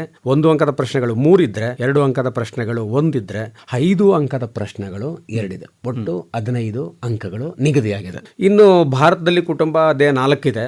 4ನೇ ಅಧ್ಯಾಯದಲ್ಲಿ 11 ಅಂಕಗಳನ್ನ ಹಂಚಿಕೆ ಮಾಡಿದ್ದಾರೆ. ಈ 11 ಅಂಕಗಳ ಹಂಚಿಕೆಯಲ್ಲಿ 1 ಅಂಕದ ಪ್ರಶ್ನೆಗಳು 1 ಇದ್ರೆ, 5 ಅಂಕದ ಪ್ರಶ್ನೆಗಳು 2 ಇದೆ. 5, 2, 10 ಪ್ಲಸ್ 1 ಅಂಕದ ಪ್ರಶ್ನೆ 1, 11 ಅಂಕಗಳು ನಿಗದಿಯಾಗಿದೆ ಸರ್. ಇನ್ನು 5ನೇ ಅಧ್ಯಾಯದಲ್ಲಿ ಬರ್ತೀನಿ ಅಂತ ಹೇಳೋದಾದ್ರೆ 1 ಅಂಕದ ಪ್ರಶ್ನೆಗಳು 3, 2 ಅಂಕದ ಪ್ರಶ್ನೆಗಳು 1, 5 ಅಂಕದ ಪ್ರಶ್ನೆಗಳು 1, 10 ಅಂಕದ ಪ್ರಶ್ನೆಗಳು 1. ಒಟ್ಟು ಇಲ್ಲಿ 20 ಅಂಕಗಳು ನಿಗದಿಯಾಗಿದೆ. ಇನ್ನು 6ನೇ ಅಧ್ಯಾಯದಲ್ಲಿ ಸಂಬಂಧಪಟ್ಟಂತ ಹೇಳಿದರೆ ಮಾರುಕಟ್ಟೆ ಮತ್ತು ಸಂವಹನ ವ್ಯವಸ್ಥೆಗಳ ಬಗ್ಗೆ 15 ಅಂಕಗಳು ನಿಗದಿಯಾಗಿದೆ. 1 ಅಂಕದ ಪ್ರಶ್ನೆಗಳು 3 ಇದ್ರೆ, 2 ಅಂಕದ ಪ್ರಶ್ನೆಗಳು 1 ಇದೆ, ಮತ್ತೆ 5 ಅಂಕದ ಪ್ರಶ್ನೆಗಳು 2 ಇದೆ. ಇಲ್ಲ 10 ಅಂಕದ ಪ್ರಶ್ನೆಗಳು ಬರಲ್ಲ ಇಲ್ಲಿ. 7ನೇ ಅಧ್ಯಾಯದಲ್ಲಿ ನೋಡೋದಾದ್ರೆ ಭಾರತದಲ್ಲಿ ಸಾಮಾಜಿಕ ಚಳುವಳಿ, ಇದು ಈ ಅಧ್ಯಾಯವು ಕೂಡ 15 ಅಂಕಗಳಿಗೆ ನಿಗದಿಯಾಗಿದೆ. 1 ಅಂಕದ ಪ್ರಶ್ನೆಗಳು 3, 2 ಅಂಕದ ಪ್ರಶ್ನೆಗಳು 1, 10 ಅಂಕದ ಪ್ರಶ್ನೆಗಳು 1 ಇದೆ. ಇನ್ನು ಕೊನೆಯ ಅಧ್ಯಾಯ 8ರಲ್ಲಿ ಭಾರತದಲ್ಲಿ ಸಾಮಾಜಿಕ ಪರಿವರ್ತನೆ 10 ಅಂಕಗಳು ನಿಗದಿಯಾಗಿದೆ ಸರ್. ಸರಿ. 1 ಅಂಕದ ಪ್ರಶ್ನೆಗಳು 1 ಇದ್ರೆ, 2 ಅಂಕದ ಪ್ರಶ್ನೆಗಳು 2, 5 ಅಂಕದ ಪ್ರಶ್ನೆಗಳು 1 ಇದೆ. ಇದು ಕಡಿಮೆ ಅಂಕಗಳು ನಿಗದಿಯಾಗಿರುವಂತದ್ದು. ಆದ್ರೆ ಎಲ್ಲಾ ಅಧ್ಯಾಯಗಳ ಬಗ್ಗೆನೂ ಕೂಡ ವಿದ್ಯಾರ್ಥಿಗಳು ಗಮನ ಹರಿಸಿದ್ರೆ, ನೀವು ಆಗ್ಲೇ ಹೇಳಿದ್ರಲ್ಲ, 80ಕ್ಕೆ 80 ಅಂಕಗಳನ್ನು ನಮ್ಮ ಸಮಾಜಶಾಸ್ತ್ರ ವಿಷಯದಲ್ಲಿ ಅತಿ ಸುಲಭವಾದಂಥ ವಿಷಯದಲ್ಲಿ 80ಕ್ಕೆ 80 ಅಂಕಗಳನ್ನು ತೆಗೆದುಕೊಳ್ಬೋದು. ಈಗ ನಾವು ಆಗಲೇ ಕೂಡ ಮಾತಾಡ್ದಾಗೇನೆ ಕೆಲವೊಂದು ಇದೆ, ಯಾವುದೋ ಈ 5ನೇ ಚಾಪ್ಟರ್ ಗ್ರಾಮಗಳ ಬದಲಾವಣೆ ಮತ್ತು ಅಭಿವೃದ್ಧಿ ಮತ್ತು ಭಾರತದಲ್ಲಿ ನಗರೀಕರಣ ಇದೆಯಲ್ಲ, 20 ಅಂಕದಿದೆ ಅದು ಅಲ್ವಾ. ಅದು 20 ಅಂಕ. ಭಾರತೀಯ ಸಮಾಜ ನಿರ್ಮಾಣ ಮತ್ತು ಜನಸಂಖ್ಯಾ ಶಾಸ್ತ್ರ ಅದು 20 ಅಂಕ. ಹಾಗೆ ಕೂಡ ಇನ್ನೆರಡು ಚಾಪ್ಟರ್ ನಾವು ಚೂಸ್ ಮಾಡ್ಬಿಟ್ರೆ ಆಯ್ತು, 20, 40 ಆಯ್ತು. ಸಾಮಾಜಿಕ ಅಸಮಾನತೆ 15 ಅಂಕ, 55 ಒಳಗೊಳ್ಳುವಿಕೆ ತಂತ್ರಗಳು 15 ಅಂಕ. ಸಾಕಲ್ವಾ? ಸಾಕು. ಆದರೆ ಅಂಕಗಳನ್ನ ಜಾಸ್ತಿ ತೆಗಿಬೇಕಾದ್ರೆ ವಿದ್ಯಾರ್ಥಿಗಳು ಓದಲೇಬೇಕು. ನೀವು ಹೇಳದಂಗೆ ಈ ಓದಿನಲ್ಲಿ ಸ್ವಲ್ಪ ಹಿಂದುಳಿದ ವಿದ್ಯಾರ್ಥಿಗಳು ಯಾರಿರ್ತಾರೋ ಅಂಥವ್ರಿಗೆ ನೀವು ಹೇಳದ ಒಂದು ಕ್ರಮಗಳು ಖಂಡಿತವಾಗಿ ಒಪ್ಕೋಬಹುದು. ಆದರೆ ಕೆಲವರೆಲ್ಲರೂ ಈಗ ನಾನು ಪ್ರಿಪರೇಟರಿ ಎಕ್ಸಾಮ್ ಟೈಮಲ್ಲಿ ಸರ್ ನಾನು ಕಡಿಮೆ ಆಗೋಗ್ಬಿಡ್ತು, ಕ್ವಶನ್ ಪೇಪರ್ ಭಾಳ ಟಫ್ ಆಗಿತ್ತು ಅಂತ ಹೇಳಿ. ಆದರೆ ವಿದ್ಯಾರ್ಥಿಗಳ ಮನಸ್ಥಿತಿ ಹೆಂಗಾಗಿದೆ ಅಂತ ಹೇಳಿದ್ರೆ, ಒಂದು ಕಾನ್ಸೆಪ್ಟ್ ಬಗ್ಗೆ ತಿಳ್ಕೋಬೇಕಾದ್ರೆ ಅದಕ್ಕೆ ಸಂಬಂಧಪಟ್ಟಂತೆ ಇನ್ನೊಂದು 4 ಕಾನ್ಸೆಪ್ಟ್ ಬಗ್ಗೆ ತಿಳ್ಕೋಬೇಕು. ಈಗ ಸಂಸ್ಕೃತಾನುಕರಣ ಪರಿಕಲ್ಪನೆಯನ್ನು ಕೊಟ್ಟವ್ರು ಯಾರು ಅಂತ ಹೇಳ್ತಾರೆ, ಎಂ.ಎನ್. ಶ್ರೀನಿವಾಸ್ ಇರ್ತಾರೆ. ಎಂ.ಎನ್. ಶ್ರೀನಿವಾಸ್ ಒಂದೇ ವಿಚಾರದಲ್ಲಿ ಬರ್ತಾರ, ಒಂದು ಸೆಕೆಂಡ್ ಪಿ.ಯು.ಸಿ ಇಲ್ಲ, ಪ್ರಬಲ ಜಾತಿಗೆ ಬರ್ತಾರೆ, ಸಂಸ್ಕೃತಾನುಕರಣಕ್ಕೆ ಬರ್ತಾರೆ, ಮತ್ತೆ ಪಾಶ್ಚಾತ್ಯಕರಣಕ್ಕೆ ಬರ್ತಾರೆ. ಇವೆಲ್ಲ ವಿಚಾರಗಳನ್ನು ತಿಳ್ಕೊಂಡಿರ್ಬೇಕು ಅನ್ನೋದು ನನ್ನ ಒಂದು ಅಭಿಪ್ರಾಯ. ಅಲ್ಲ, ಖಂಡಿತವಾಗ್ಲು. ಯಾಕೆಂತಂದ್ರೆ ನಾನು ಆಗ್ಲೇ ಕೂಡ ಹೇಳಿದಾಗೆ 80ಕ್ಕೆ 80 ಅಂಕ ತಗೊಳ್ಳುವಂತಹ ವಿದ್ಯಾರ್ಥಿಗಳು, ತಗೋಬೇಕು ಅನ್ನೋ ಕನ್ಸು ಕಾಣ್ತವಂತ ವಿದ್ಯಾರ್ಥಿಗಳು ಸಮಗ್ರವಾಗಿ ಓದಬೇಕಾಗುತ್ತೆ. ಖಂಡಿತ. ಅಂದ್ರೆ ಈಗ ನಾವು ಓದಿದ್ದು ಇವತ್ತು ಸೆಕೆಂಡ್ ಪಿ.ಯು.ಸಿ ಏನು ಪಠ್ಯಕ್ರಮ ಇದೆಯಲ್ಲ ಓದಿದ್ದು, ಅದು ಇಲ್ಲಿಗೆ ಸೀಮಿತ ಆಗೋದಿಲ್ಲ. ಯಾಕೆಂದ್ರೆ ನಾವು ಡಿಗ್ರಿ ಓದ್ಬೇಕಾದ್ರು ಸಮಾಜಶಾಸ್ತ್ರವನ್ನು ತಗೊಂಡು ಅದ್ರ ಮುಂದುವರ್ಕೋ ಭಾಗವನ್ನ ನಾವು ಓದ್ಕೊಂಡು ಹೋಗ್ತೀವಿ. ಇದು ಬೇಸ್ಮೆಂಟ್ ಅಲ್ಲ. ಆ ನಿಟ್ಟಿನಲ್ಲಿ ವಿದ್ಯಾರ್ಥಿಗಳು ಒಳ್ಳೆ ಅಂಕ ಬೇಕು, ಮತ್ತೆ ನಾನು ಇನ್ನೇನಾದ್ರೂ ಒಂದು ಸಮಾಜಶಾಸ್ತ್ರದಲ್ಲಿ ಏನಾದ್ರು ಒಂದು ಸಾಧನೆ ಮಾಡಬೇಕು, ಒಳ್ಳೆ ಅಂಕ ತಗೋಬೇಕು, ಮತ್ತೆ ಏನಾದ್ರೂ ಒಂದು ರಿಸರ್ಚ್ ಮಾಡಬೇಕು ಅನ್ನೋ ವಿದ್ಯಾರ್ಥಿಗಳು ಈಗಲೇ ಚೆನ್ನಾಗಿ ಓದ್ಕೊಬಿಟ್ರೆ ಬೇಸ್ಮೆಂಟ್ ಚೆನ್ನಾಗಿದ್ಬಿಡ್ತು, ಖಂಡಿತ ಇದನ್ನ ಒಳ್ಳೆ ಅಂಕನೂ ತಗೋಬಹುದು. ಹೌದು, ಮುಂದಕ್ಕೆ ಒಳ್ಳೆ ರಿಸರ್ಚ್ ಮಾಡ್ಲಿಕ್ಕೆ ಅವಕಾಶನೂ ಆಗ್ಬೋದು, ಏನ್ ಬೇಕಾದ್ರೆ ಆಗ್ಬೋದು ಅಲ್ವಾ? ಖಂಡಿತ ಸರ್. Yes sir. ನೋಡಿ ಸರ್, ಇವತ್ತು ಮೈಸೂರಲ್ಲಿ ಒಬ್ರು ಇಂಜಿನಿಯರಿಂಗ್ ಮಾಡಿರೋಂಥ ವಿದ್ಯಾರ್ಥಿನಿ UPSC ಎಕ್ಸಾಮ್ ಅಲ್ಲಿ ನಮ್ಮ ಸಮಾಜಶಾಸ್ತ್ರ ವಿಷಯವನ್ನೇ ಮುಖ್ಯ ವಿಷಯವನ್ನಾಗಿ ತಗೊಂಡು ಅವ್ರು ಉತ್ತೀರ್ಣರಾಗಿದ್ದಾರೆ. ತುಂಬಾ ಜನ ಈ ಸಮಾಜಶಾಸ್ತ್ರ ಆಗಿರ್ಬೋದು, ಲಿಂಗ್ವಿಸ್ಟಿಕ್ಗಳಾಗಿರ್ಬೋದು, ಹಾಗೆ ಬಹಳಷ್ಟು ವಿಚಾರಗಳು ಈ ನಮ್ಮ ಆರ್ಟ್ಸ್ ಸಂಬಂಧಪಟ್ಟಂತಹ ವಿಷಯಗಳನ್ನೇ ತಗೊಂಡು UPSC KS ತಗೊಂಡು ಪಾಸ್ ಆಗಿ ಸಾಧನೆ ಮಾಡ್ತಂತವ್ರು. ಯಾಕೆ ಅಂತಂದ್ರೆ ಇದು ನಿಮಗೆ ಸ್ವಲ್ಪ ಸುಲಭನೂ ಇರುತ್ತೆ, ನಿಮ್ಮ ದಿನನಿತ್ಯದ ವಿಚಾರಗಳು ಆಗಿರ್ತವೆ, ಹಾಗೂ ಕೂಡ ಮುಂದಕ್ಕೆ ದೊಡ್ಡ ಒಂದು ವಾಸ್ಟ್ ಆಗಿ ತಿಳ್ಕೊಳ್ಳಿಕ್ಕೆ ಅವಕಾಶ. ಇದು ನೀವು ಹೇಳಿದ್ರಲ್ಲ, ಸಮಾಜದ ವಾಸ್ತವಿಕ ವಿಚಾರಗಳನ್ನು ತಿಳ್ಕೊಳ್ಳೋದೇ ನಮ್ಮ ಸಮಾಜಶಾಸ್ತ್ರ ಆಗಿರೋದ್ರಿಂದ ಬಹಳ ಸುಲಭ. ಹೌದು ಹೌದು ಹೌದು. ಓಕೆ, ಈಗ ಕ್ವಶನ್ ಪೇಪರ್ ಪ್ಯಾಟರ್ನ್ ಬಗ್ಗೆ ಮಾತಾಡಿದ್ರಿ, ಹಾಗೆ ಕೂಡ ಬ್ಲೂ ಪ್ರಿಂಟ್ ಬಗ್ಗೆನೂ ಕೂಡ ಮಾತಾಡಿದ್ರಿ. ಈಗ ನಾವು ಕ್ವಶನ್ ಪೇಪರ್ ಅನಲೈಸ್ ಮಾಡ್ತಾ ಮತ್ತೆ ಮಾತಾಡಬೇಕಾಗುತ್ತೆ. ಯಾವ್ಯಾವ ಪ್ರಶ್ನೆಗಳು ಬರಬಹುದು, ಸಾಧ್ಯತೆಗಳನ್ನ ನಾವು ಸಾಧ್ಯತೆ ಬಾಧ್ಯತೆಗಳನ್ನ ಮಾತಾಡ್ಬೇಕು. ಈಗ ವಿದ್ಯಾರ್ಥಿಗಳಿಗೆ ಕೆಲವೊಂದು ಪ್ರಶ್ನೆಗಳು ಹಿಂಗ್ ಬರಬಹುದು, ಹಿಂಗ್ ಬಂದ್ರೆ ಏನ್ ಮಾಡಬೇಕು, ಈ ಉತ್ತರ ಹೇಗೆ ಮಾಡಬೇಕು, ಅದು ಬಹಳ ಮುಖ್ಯ. ಖಂಡಿತ. ಈಗ ಒಂದು ಅಂಕದ ಪ್ರಶ್ನೆಗಳಿಗೆ ಹೆಚ್ಚು ಒತ್ತನ್ನು ಕೊಡ್ಲಿಕ್ಕೆ ಸಾಧ್ಯ ಇಲ್ಲ. ಆದ್ರೂ ಕೂಡ ಕೆಲವೊಂದು ನೀವು ನೋಡಿದ ಮಟ್ಟಿಗೆ ಈ 16 ವರ್ಷಗಳ ನಿಮ್ಮ ಸುದೀರ್ಘವಾದ ಉಪನ್ಯಾಸಕ ವೃತ್ತಿಯಲ್ಲಿ ಕೆಲವೊಂದು ಪ್ರಶ್ನೆಗಳು ಗುಮಾನಿ ಇಡಬಹುದು, ಇಂಥ ಪ್ರಶ್ನೆಗಳು ಬರಬಹುದು. ಯಾಕೆಂದ್ರೆ ಈ 3 ಮಾದರಿ ಪತ್ರಿಕೆಗಳಾಗ್ಬಿಟ್ಟಿದ್ದಾವೆ. ಹಾಗೆ ಕೂಡ ಕಳೆದ ವರ್ಷದ್ದು ಕೂಡ ಇದೆ. ಆ ನಿಟ್ಟಿನಲ್ಲಿ ಅದು ಬಿಟ್ಟು ಬೇರೆ ಕೇಳಲಿಕ್ಕೆ ಸಾಧ್ಯ ಇಲ್ಲ. ಅವರು ಕೇಳಿದ್ರು ಕೇಳಬಹುದು. ಯಾಕಂದ್ರೆ ಈಗ ಇಲಾಖೆ ಏನು ಹೇಳ್ತದೆ ಅಂತ ಹೇಳೋದಾದ್ರೆ, ಅವರೊಂದು ವೆಬ್ಸೈಟಲ್ಲಿ ಬಿಟ್ಟಿದ್ದಾರೆ ಸರ್, ಒಂದು 75 ಪುಟಗಳಿದೆ. ಅದರಲ್ಲಿ 1 ಅಂಕದ ಪ್ರಶ್ನೆಗಳು ಬೇಕಾದಷ್ಟಿದೆ. ಅದನ್ನು ವಿದ್ಯಾರ್ಥಿಗಳಿಗೂ ಒಮ್ಮೆ ಕಣ್ಣಾಡಿಸ್ಬೇಕು. ಇನ್ನು ಕೆಲವರು ಹೇಳ್ತಾರೆ, ಪ್ರಶ್ನೆ ಪತ್ರಿಕೆ ತಯಾರು ಮಾಡಿಕ ಸಂದರ್ಭಗಳಲ್ಲಿ ನೀವು ಈ ಪ್ರಶ್ನೆ ಕೋಟಿ ಅಂತ ಏನಿದೆಯೋ ಅದನ್ನ ಹೊರತುಪಡಿಸಿ ಪಠ್ಯ ಪುಸ್ತಕದಲ್ಲಿರೋದನ್ನು ಕೊಡಿ ಅಂತಾನು ಕೂಡ ಹೇಳ್ತಾರೆ. ಆ ಒಂದು ಹಿನ್ನೆಲೆಯಲ್ಲಿ ಕೆಲವೊಂದು ನೀವು ಹೇಳ್ದಂಗೆ ಯಾವ ಬರಬಹುದು ಅನ್ನೋ ಸಂದರ್ಭದಲ್ಲಿ ನೋಡೋದಾದ್ರೆ, ಈಗ ಸುಲಭವಾಗಿ ಪ್ರಶ್ನೆಗಳು ಸಹ ಕನ್ನಡ ಭಾಷೆ ಯಾವ ಭಾಷಾ ಸಮೂಹಕ್ಕೆ ಸೇರಿದ್ದು ಅಂತ ಇದೆ. ಆಯ್ಕೆ ಪ್ರಶ್ನೆಗಳು ಬಂದಾಗ ಯುರೋಪಿಯನ್, ಇಂಡೋ ಆರ್ಯನ್, ಮತ್ತೆ ದ್ರಾವಿಡಿಯನ್ ಮತ್ತು ಟಿಬೆಟ್ ಬರ್ಮನ್ ಅಂತ ಭಾಷೆಗಳ ವರ್ಗೀಕರಣ ಬರುತ್ತೆ. ಅದ್ರ ಸುಲಭ ಗೊತ್ತಾಗುತ್ತೆ ಮಕ್ಕಳದು. ನಮ್ಮ ಕನ್ನಡ, ತಮಿಳು, ತೆಲುಗು, ಮಲಯಾಳಂ ಇವೆಲ್ಲವೂ ಕೂಡ ದ್ರಾವಿಡಿಯನ್ ಭಾಷೆಗೆ ಸೇರಿದ್ದು ಅಂತ ಇದು ಸುಲಭ. ಈ ತರ ಪ್ರಶ್ನೆಗಳು ಹೇಳ್ಬೋದು. ಅಥವಾ ಜನಸಂಖ್ಯೆ ವಿಭಜಕ ವರ್ಷ ಅಂತ ಯಾವ ವರ್ಷವನ್ನ ಕರೀತೇವೆ ಅಂತ ಹೇಳೋದು 1921. ಈ ತರ ಮೊದಲ ಅಧ್ಯಾಯದಲ್ಲಿ ಬರುವಂತ ಸಾಧ್ಯತೆಗಳು ಜಾಸ್ತಿ ಇರ್ತವೆ. ಆಮೇಲೆ ಈಗ ಕೆಲವೊಂದು ಸ್ವಲ್ಪ ಕಷ್ಟ ಅನ್ನೋದು, ಈಗ ಹೆಣ್ಣು ಮಕ್ಕಳ ಭ್ರೂಣ ಹತ್ಯೆ ಆಗಿರೋದ್ರಿಂದ ಸರ್ಕಾರ ಕಾರ್ಯಕ್ರಮಗಳನ್ನ ನಂಬ್ಕೊಂಡಿದೆ, ಹಲವಾರು ಕಾರ್ಯಕ್ರಮಗಳನ್ನು ಮಕ್ಕಳ ಲಿಂಗಾನುಪಾತವನ್ನ ಸರಿ ಮಾಡುವ ಹಿನ್ನೆಲೆಯಲ್ಲಿ. ಅಂಥದ್ರಲ್ಲಿ ಸರ್, ಈಗ ಬೇಟಿ ಪಡಾವೋ ಬೇಟಿ ಬಚಾವೋ ಅನ್ನೋ ಒಂದು ಕಾರ್ಯಕ್ರಮವನ್ನ ಯಾವ ಜಿಲ್ಲೆಯಲ್ಲಿ ಹಮ್ಮಿಕೊಂಡ್ರು, ಅದು ಯಾವ ದಿನಾಂಕದಲ್ಲಿ ಜಾರಿಗೊಳಿಸಿದ್ದಾರೆ ಅದು ಕೇಳ್ತಾರೆ ಸರ್. ಓಕೆ, ದಿನಾಂಕನೂ ಕೇಳ್ತಾರೆ. 22/1/2015 ಅದು ಕಾರ್ಯಕ್ರಮ ಜಾರಿಗೊಂಡಿದ್ದು ಅಂತ ಇದೆ ಸರ್. ಆ ತರ ಪ್ರಶ್ನೆಗಳನ್ನು ಕೇಳುವಂತ ಸಾಧ್ಯತೆಗಳು ಇರ್ತಾರೆ. ಈಗ ತುಂಬಾ ಕಠಿಣವಾದದ್ದು ಅಂತ ಕೇಳೋದಾದ್ರೆ, ಹಿಸ್ಟ್ರಿಲಿ ಓದಿರ್ತೀವಿ ನಾವು ಭಾರತದ ಒಟ್ಟು ವಿಸ್ತೀರ್ಣ ಏನಂತ. ಹೌದು, ಇಲ್ಲಿ ನಾವು ಭೌಗೋಳಿಕ ವೈವಿಧ್ಯತೆಯನ್ನು ಪಾಠ ಮಾಡಿರ್ತೀವಿ ಸರ್. ಭಾರತ ಒಂದು ವೈವಿಧ್ಯತೆ ರಾಷ್ಟ್ರ ಅಂತ. ಆ ರಾಷ್ಟ್ರದಲ್ಲಿ ಕೇಳೋದಂದ್ರೆ ಮಕ್ಕಳು ಎಷ್ಟು ಮಟ್ಟಿಗೆ ನಮ್ಮ ಭಾರತ ದೇಶದ ವಿಸ್ತೀರ್ಣವನ್ನ ತಿಳ್ಕೊಂಡಿದ್ದಾರೆ ಅನ್ನೋದಕ್ಕೆ ಒಂದು ಪ್ರಶ್ನೆ ಕೇಳಿದ್ದಾರೆ ಪ್ರಶ್ನೆ ಕೋಟಿಲಿ. ನಮ್ಮ ನಮ್ಮ ಭಾರತ ದೇಶದ ಒಟ್ಟು ವಿಸ್ತೀರ್ಣ ಎಷ್ಟು ಅಂತ ಕೇಳಿದ್ದಾರೆ. ಇದು ಕಠಿಣ ಸ್ವಲ್ಪ, ಹೌದು, ಸಮಾಜಶಾಸ್ತ್ರ ವಿದ್ಯಾರ್ಥಿಗಳಿಗೆ. ಅಲ್ಲಿ 32,57,263 ಚದರ ಕಿಲೋಮೀಟರ್, 32,87,263 ಚದರ ಕಿಲೋಮೀಟರ್ ಹಿಂಗೆಲ್ಲ ಇದೆ. ಅಂತ ಇದು 32,87,263 ಚದರ ಕಿಲೋಮೀಟರ್ ಈ ತರ ಕೇಳ್ಬೋದು ಪ್ರಶ್ನೆಗಳನ್ನ. ನಾವೆಲ್ಲ ಏನ್ ಮಾಡ್ತೀವಿ, ಈಗ ನೀವು ಹೇಳದಂಗೆ ಜನಸಂಖ್ಯೆ ವಿಭಜಕ ವರ್ಷದ ಬಗ್ಗೆ ಜೊತೆ ಇಲ್ದೇನೆ ಈ ವಿಸ್ತೀರ್ಣದ ಬಗ್ಗೆ ಕಠಿಣವಾದ ಪ್ರಶ್ನೆಗಳನ್ನು ಕೇಳಬಹುದು. ಈ ತರ ಒಂದು ಅಂಕದ್ದು ನೀವು ಹೇಳಿದಾಗ ಸಂಪೂರ್ಣವಾಗಿ ನಾವು ಟೆಕ್ಸ್ಟ್ ಪುಸ್ತಕವನ್ನು ನಾವು ಓದ್ಬೇಕಾಗುತ್ತೆ ಅಲ್ವಾ. ಈಗ ಬಹು ಆಯ್ಕೆಯ ಪ್ರಶ್ನೆಗಳ ಬಗ್ಗೆ ಆಯ್ತು, ಹಾಗೆ ಕೂಡ ಫಿಲ್ ಇನ್ ದ ಬ್ಲಾಂಕ್ಸ್, ಏನು ಸರಿಯಾದ ಉತ್ತರಗಳನ್ನ ಆರಿಸಿ ಬರೀರಿ ಅಂತಿದೆಯಲ್ಲ, ಅದು ಯಾವ ತರ ಕೇಳಬಹುದು, ಅದು ಕೂಡ ಇದೇ ರೀತಿ ಇರುತ್ತಾ? ಖಂಡಿತ ಸರ್. ಈಗ ಅಲ್ಲೇ ಆನ್ಸರ್ ಇರ್ತದೆ, 6 ಆನ್ಸರ್ ಕೊಟ್ಟಿರ್ತಾರೆ. ಒಟ್ಟು 5 ಪ್ರಶ್ನೆಗಳನ್ನ ಕೊಟ್ಟು ಒಂದನ್ನ ವಿದ್ಯಾರ್ಥಿಗಳಿಗೆ ಸ್ವಲ್ಪ ಗೊಂದಲ ಮಾಡಬೇಕು ಅಂದ್ರೆ ಅವರ IQ ಚೆಕ್ ಮಾಡಕ್ಕೆ ಏನ್ ಮಾಡಿರ್ತಾರೆ, ಒಂದು ಎಕ್ಸ್ಟ್ರಾ ಕೊಟ್ಟಿರ್ತಾರೆ. ಮ್ಯಾಥ್ಸ್ ಫಾಲೋಯಿಂಗ್ ಕೊಟ್ಟಿರ್ತಾರೆ, ಕಷ್ಟನೂ ಇರ್ಲಿ ಅಂತ. ಸೊ ಉದಾಹರಣೆಗೆ ಈಗ ನೀವು ಪ್ರಪಂಚದ ಅತ್ಯಂತ ಹಳೆಯ ಜಲವಿವಾದ ಡ್ಯಾಶ್ ಅಂತ, ಇದು ಸುಲಭ. ಇದು ಮತ್ತೆ ಡ್ಯಾಶ್ ಭಾರತದ ಪ್ರಾಚೀನ ಹೆಸರು, ಇದು ತುಂಬಾ ಸುಲಭ ಸರ್. ಏಕತೆ ಎಂಬುದು ಡ್ಯಾಶ್, ಇದು ಸುಲಭ ಇದೆ. ಭಾರತ ಸರ್ಕಾರವು ಕನ್ನಡ ಶಾಸ್ತ್ರೀಯ ಸ್ಥಾನಮಾನ ನೀಡಿದ ವರ್ಷ ಡ್ಯಾಶ್, ಇದು ಸುಲಭ ಇದೆ. ಭಾರತವನ್ನು ಭಾಷಾ ಸಂಗ್ರಹಾಲಯ ಎಂದು ಕರೆದವರು, ಇದು 5 ಕೂಡ ಸುಲಭ ಇದೆ. ಒಂದು ಅಧ್ಯಾಯದಲ್ಲಿ, ನಾನು ಮೊದಲನೇ ಅಧ್ಯಾಯದಲ್ಲಿ ಹೇಳ್ತಾರೆ. ಇಲ್ಲಿ ಇಸವಿಗಳ ಸಂಬಂಧಪಟ್ಟಂತ ಕೇಳಬಹುದಾದ್ರೆ, ಭಾರತ ಸರ್ಕಾರ ಕನ್ನಡ ಶಾಸ್ತ್ರೀಯ ಸ್ಥಾನಮಾನ ನೀಡಿದಂತ ವರ್ಷ 2008 ಇದೆ. ಅದು ಇಸ್ವಿ ಒಂದೇ ಇದೆ. ಒಂದು ವೇಳೆ 2 ಕೊಟ್ಬಿಡ್ತಾರೆ, 2007 ಕೊಡ್ಬೋದು. ನಮ್ಮ ಮಕ್ಕಳು ಯಾವ ರೀತಿ 2008 ನಮ್ಮ ಕನ್ನಡ ಭಾಷೆ ಶಾಸ್ತ್ರೀಯ ಸ್ಥಾನಮಾನ ಸಿಕ್ಕಿದ ವರ್ಷ ಅದೇ ಅಂತ ಗೊತ್ತಾಗ್ತದೋ ಇಲ್ವೋ ಅಂತ. ಒಂದೇ ಕೊಟ್ಟಿದ್ದಾಗ ವಿದ್ಯಾರ್ಥಿಗಳಿಗೆ ತುಂಬಾ ಸುಲಭ, ವರ್ಷ ಒಂದೇ ಇರ್ತದಲ್ಲ, ಅದನ್ನ ಪಟ್ ಅಂತ ಫಿಲ್ ಮಾಡ್ಬಿಡ್ತಾರೆ. ಇನ್ ಮಿಕ್ಕದೋ ಕೆಲವೊಂದ್ಸಲ ಆರಾಮಾಗಿ ಬರೀಬಹುದು. ಫಿಲ್ ಇನ್ ದ ಬ್ಲಾಂಕ್ಸ್ ಅಲ್ಲೂ ಕೂಡ ಅಂತ ಕಷ್ಟವನ್ನ ಕೊಡಲ್ಲ, ಉತ್ತರ ಅಲ್ಲೇ ಇರುತ್ತೆ, ಸ್ವಲ್ಪ ಗಮನ ಬಿಟ್ಟು ಯೋಚನೆ ಮಾಡಿ ಇದು ಮಾಡ್ಬೇಕು. ನಾನು ಮಕ್ಕಳಿಗೆ ಹೇಳ್ತಿರ್ತೀನಿ, ಜೆರಾಕ್ಸ್ ಮಿಷಿನ್ಗೆ ಒಂದು ಪೇಪರ್ ಇಟ್ಟಿದ್ರೆ ಅದು ಸ್ಕ್ಯಾನ್ ಮಾಡ್ತದೆ ನೀಟಾಗಿ. ಸ್ಕ್ಯಾನ್ ಮಾಡಿ ಆಮೇಲೆ ಪೇಪರ್ ಅದು ನಕಲು ಬರಂತಿರ್ತದೆ. ಅದನ್ನ ಕಂಡುಹಿಡಿದಿರೋನು ಮನುಷ್ಯ. ಜೆರಾಕ್ಸ್ ಮಿಷಿನ್ಗೆ ಎಷ್ಟೊಂದು ಬುದ್ಧಿ ಇರಬೇಕಾದ್ರೆ ಇನ್ನು ಕಂಡುಹಿಡಿದಿರೋನಿಗೆ ಇನ್ನೆಷ್ಟು ಬುದ್ಧಿ ಇರಬೇಕು. ಸೊ ಹಾಗಾಗಿ ನೀವೆಲ್ಲರೂ ಕೂಡ ತಾಳ್ಮೆಯಿಂದ ಈ ತರದ 1 ಅಂಕದ ಪ್ರಶ್ನೆಗಳು ಅಥವಾ ಮ್ಯಾಥ್ಸ್ ಫಾಲೋಯಿಂಗು ಅಥವಾ ಫಿಲ್ ಇನ್ ದ ಬ್ಲಾಂಕ್ಸ್ ಇವನ್ನ ನೀವು ಗಮನವಿಟ್ಟು ನೋಡಿ ಅಂತ ಕೇಳ್ತೀವಿ. ಈಗ ಅದೇ ಹೊಂದಿಸಿ ಬರೆಯಲು ಕೂಡ ಒಂದಿದೆಯಲ್ವಾ? ಹೌದು ಸರ್. ಹೊಂದಿಸಿ ಬರೆಯರ ಬಗ್ಗೆ ಹೇಳ್ಬೋದಾ? ಖಂಡಿತ ಸರ್, ಖಂಡಿತ ಸರ್. ಈಗ ಹೊಂದಿಸಿ ಬರೆಯಿರಿ ಅನ್ನೋ ಸಂದರ್ಭದಲ್ಲಿ ಅಂತ ಹೇಳೋದಾದ್ರೆ ಇದು ಅಷ್ಟೇ ಸರ್. ಕಠಿಣವಾಗಿ ಒಂದ್ಸಲ ಕಠಿಣನೂ ಕೊಡ್ತಾನೆ, ಸುಲಭವೂ ಇರ್ತವೆ. ಬಟ್ ಆದ್ರೆ ಒಂದು 5 ಅಂಕಗಳಲ್ಲಿ 2 ಟ್ವಿಸ್ಟ್ ಮಾಡಿರ್ತಾರೆ ಯಾವಾಗ್ಲೂ. ಅದನ್ನ ನೀವು ಹೇಳ್ದಂಗೆ ಸ್ವಲ್ಪ ಗಮನವಿಟ್ಟು ವಿದ್ಯಾರ್ಥಿಗಳು ಇದು ಮಾಡಬೇಕು. ಉದಾಹರಣೆಗೆ ಮೊದಲೇ ಅಧ್ಯಾಯದಲ್ಲೇ ತಗೊಂಡ್ರೆ ಸರ್ ನಾವು ಭಾಷಾ ಸಮೀಕ್ಷೆ, ಡೆಮೋಗ್ರಫಿ, ಜನಾಂಗೀಯ ವರ್ಗೀಕರಣ, ರಾಷ್ಟ್ರೀಯ ಭಾವೈಕ್ಯತೆ, ಒಡಲ ತುಡಿತಕ್ಕೆ ತೇಡು ಅಂತ ಇಲ್ಲಿ ಒಂದು ಭಾಗದಲ್ಲಿದೆ ಸರ್.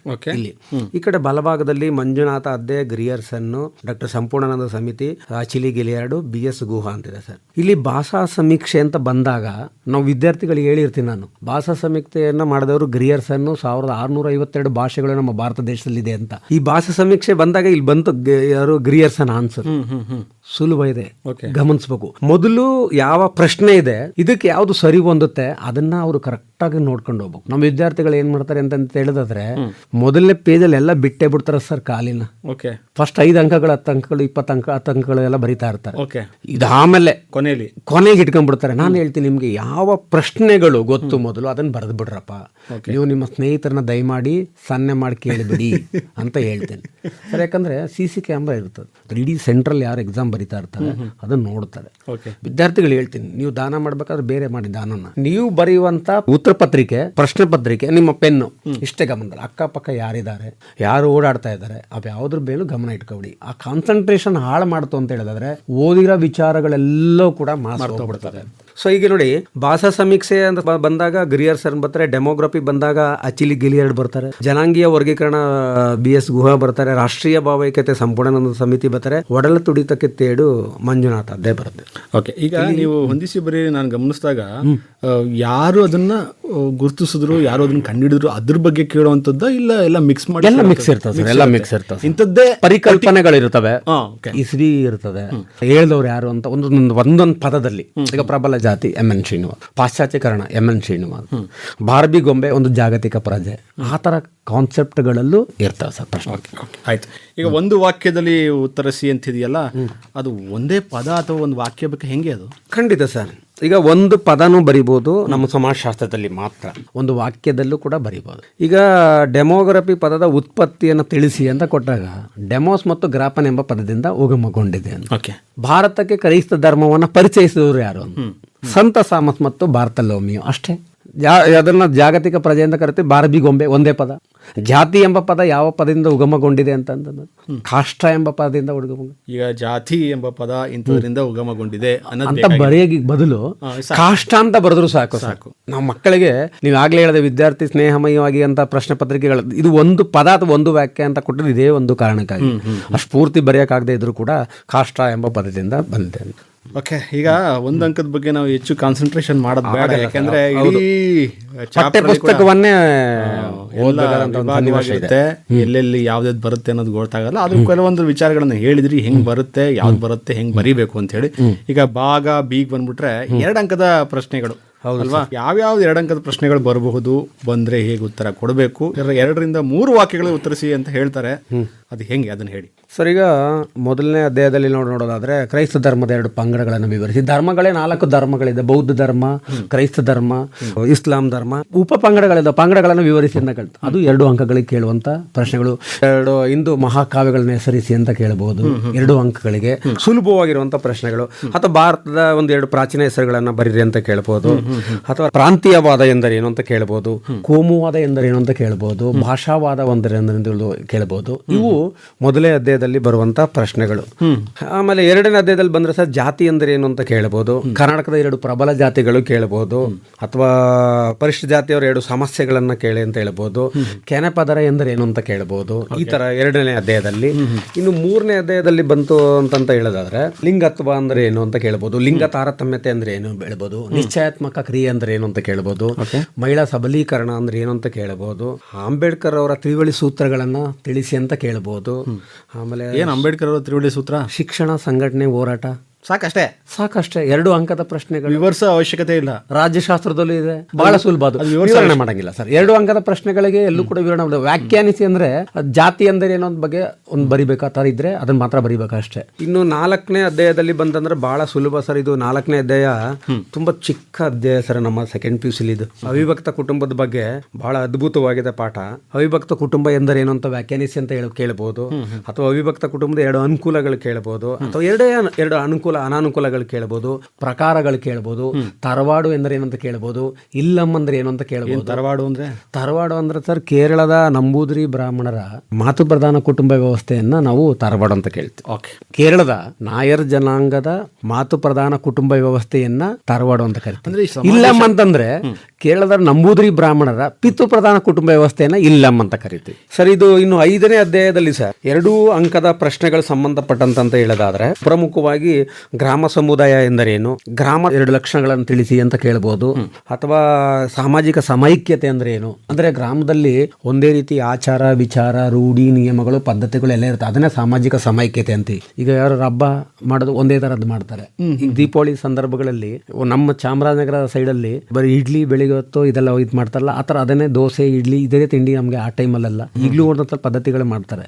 ಯುಗಾದಿ ಹಬ್ಬ ಬಂದಾಗ ಹೋಳಿಗೆ ಎಲ್ಲ ಮಾಡ್ತಾರಲ್ಲ, ಆ ರೀತಿ ಅವ್ರ ಆಚಾರ ವಿಚಾರ ನಿಯಮಗಳು ಒಂದು ಎಲ್ಲ ಏನು ನಿಯಮಗಳನ್ನು ಮಾಡ್ತಾರೋ ಅದೇ ಮಾಡ್ತಾರೆ. ವೈವಿಧ್ಯತೆಗಳಿರಲ್ಲ, ಅದಕ್ಕೆ ಸಾಮಾಜಿಕ ಸಮೈಕ್ಯತೆ ಅಂತ ನಾವು ಕರಿತೀವಿ.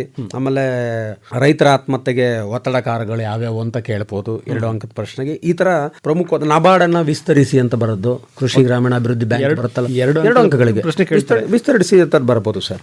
2 ಅಂಕಗಳಿಗೆ. ಇನ್ನು 6ನೇ ಅಧ್ಯಾಯದಲ್ಲಿ ಪ್ರಮುಖವಾಗಿ ಅಂದ್ರೆ ಮಾರುಕಟ್ಟೆ ಎಂದರೇನು ಅಂತ ಕೇಳ್ಬೋದು. ಅಥವಾ ಅಂತರ್ಜಾಲ ಅಂದ್ರೆ ಏನು ಅಂತ ಕೇಳ್ಬೋದು. ಸಮೂಹ ಮಾಧ್ಯಮಗಳ ನಿಮ್ಮ ಆಕಾಶವಾಣಿ ಬಗ್ಗೆನೂ ಇದೆ. ದೂರದರ್ಶನವನ್ನು ಜನಪ್ರಿಯಗೊಳಿಸ 2 ಮಹಾಕಾವ್ಯಗಳನ್ನ ಹೆಸರಿಸಿ ಅಂತ ಕೇಳಬಹುದು. ಸಮೂಹ ಮಾಧ್ಯಮಗಳ ಪ್ರಕಾರಗಳನ್ನು ಕೇಳಬಹುದು. 2 ಸಾಮಾಜಿಕ ಸಂಪರ್ಕ ತಾಣಗಳನ್ನು ಕೇಳಬಹುದು. ಈ ತರ ಇವನನ್ನ ಹೇಳ್ತಾರೆ ಸರ್. ಇದು ಇನ್ನು ಅಧ್ಯಾಯ 7ರಲ್ಲಿ ಸರ್ ಚಳುವಳಿಗಳು. ಈ ಚಳುವಳಿಗಳಿಗೆ ಸಂಬಂಧಪಟ್ಟಂತ ಹೇಳೋದಾದ್ರೆ ಸಾಮಾಜಿಕ ಚಳುವಳಿ ಎಂದರೇನು, MS ರಾವ್ ಪ್ರಕಾರ ಸಾಮಾಜಿಕ ಚಳುವಳಿ ಅಂದ್ರೆ ವ್ಯಾಖ್ಯಾನ ಮಾಡಿ ಅಂತ ಹೇಳೋದು. ರೈತ ಚಳುವಳಿ ಅಂದ್ರೆ ಏನಂತು, ಮಹಿಳಾ ಚಳುವಳಿ ಅಂದ್ರೆ ಏನು, ದಲಿತ ಚಳುವಳಿ ಅಂದ್ರೆ ಏನು, ಇವುಗಳು ಪುನರ್ಸ್ಥಾಪನ ದಂಗೆಗಳು ಅಂದ್ರೆ ಏನು, ಸಮಾಜನಿಷ್ಠ ದಂಗೆಗಳು ಅಂದ್ರೆ ಏನು, SNDP ನಾರಾಯಣ ಧರ್ಮ ಪರಿಪಾಲನೆ ಯೋಗ ಬಂದ್ ಬರುತ್ತೆ, ಅದು 2 ಉದ್ದೇಶಗಳನ್ನು ಬರೀರಿ ಅಂತ ಹೇಳ್ತಾರೆ.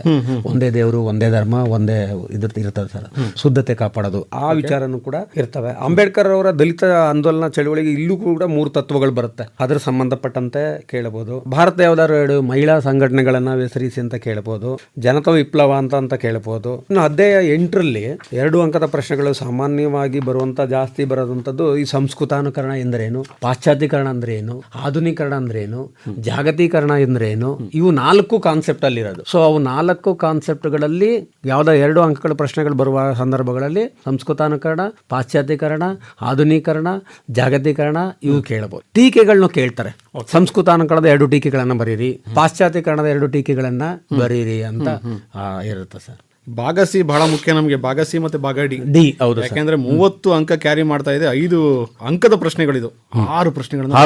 ಹೌದು ಸರ್. ಯಾವ್ಯಾವ್ದು ಮುಖ್ಯವಾದ ಬರ್ತವೆ ಅದನ್ನ ಸರ್, ಈಗ ಅಕಾರ್ಡಿಂಗ್ ಟು ಬ್ಲೂ ಪ್ರಿಂಟ್ ಪ್ರಕಾರ ನಾವು ಹೋಗ್ತೀವಿ ಅಂತ ಹೇಳೋದಾದ್ರೆ, ಮೊದಲನೇ ಚಾಪ್ಟರ್ ಅಲ್ಲಿ 5 ಅಂಕದ ಪ್ರಶ್ನೆಗಳು 1 ಬರುತ್ತೆ, 2ನೇ ಚಾಪ್ಟರ್ ಅಲ್ಲಿ ಇಲ್ಲ ಸರ್. 3ನೇ ಅಧ್ಯಾಯ 4ನೇ ಅಧ್ಯಾಯದಲ್ಲಿ 2 ತಲಾ 3, 4, 6ರಲ್ಲಿ ತಲಾ 2 ಪ್ರಶ್ನೆಗಳು ಬರ್ತವೆ. ಹಾಗೆ 5ನೇ ಅಧ್ಯಾಯದಲ್ಲಿ 1 ಬರ್ತದೆ, 8ನೇ ಅಧ್ಯಾಯದಲ್ಲಿ 1 ಬರುತ್ತೆ. ಸೊ 9 ಪ್ರಶ್ನೆಗಳಿವೆ. ಆ 9 ಪ್ರಶ್ನೆಗಳಲ್ಲಿ ವಿದ್ಯಾರ್ಥಿಗಳು 6 ಪ್ರಶ್ನೆಗಳನ್ನ ಬರೀಬೇಕು. ಈಗ ನಾವು ಮೊದಲನೇ ಅಧ್ಯಾಯದಲ್ಲಿ 5 ಅಂಕದ ಬಗ್ಗೆ ಹೇಳೋದು ಹೋಗ್ತೀವಿ ಅಂತ ಹೇಳೋದಾದ್ರೆ, 10 ಅಂಕದ ಪ್ರಶ್ನೆಗಳು ಇರ್ತವಲ್ಲ ಸರ್, ಯಾರು ಎಲ್ಲ 10 ಅಂಕದ ಪ್ರಶ್ನೆಗಳು ಓದ್ಕೊಳ್ತಾರೋ ಅವ್ರು ಸುಲಭವಾಗಿ 5 ಅಂಕಗಳನ್ನ ಬರೀಬಹುದು.